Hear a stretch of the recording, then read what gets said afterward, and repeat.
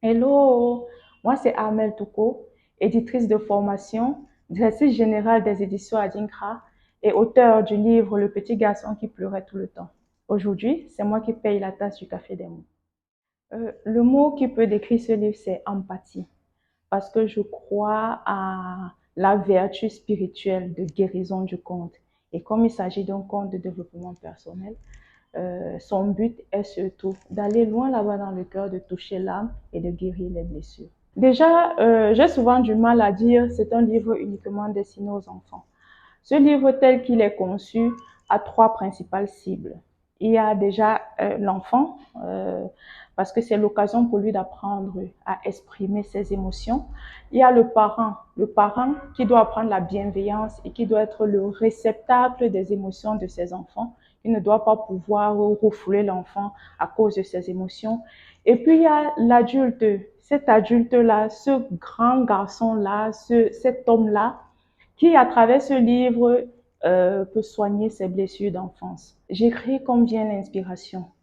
Ce livre particulièrement, je l'ai écrit avec une série de 3 autres livres.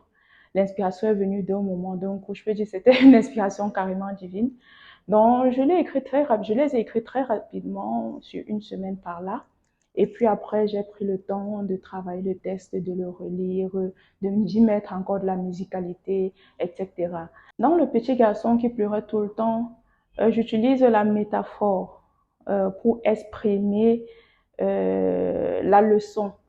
Ici, on a petit garçon qui représente cet enfant-là qui est très émotif et qui est moqué quand il exprime ses émotions. Et on a petit soleil qui est cet autre enfant-là qui a appris à refouler ses émotions.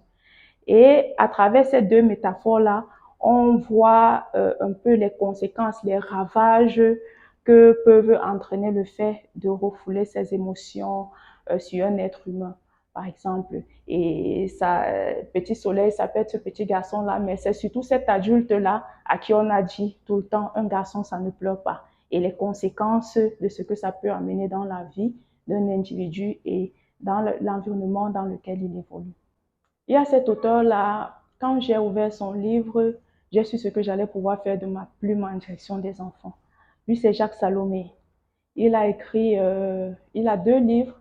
Il y a Conte à aimer, Conte à s'aimer et Conte à grandir, Conte à guérir.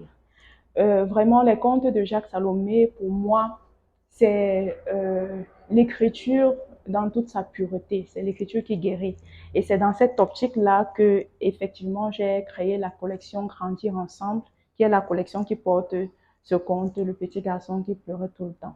C'est une relation amicale qui est là depuis l'enfance. Le livre, l'écriture, c'est d'abord un ami, c'est ensuite l'étranger qui vient vers moi, et c'est aussi le docteur qui me guérit, parce que je crois en l'écriture thérapie, je crois en l'écriture, l'écrit qui guérit, parce que ceux qui lisent peuvent aussi guérir à travers ce qu'ils lisent.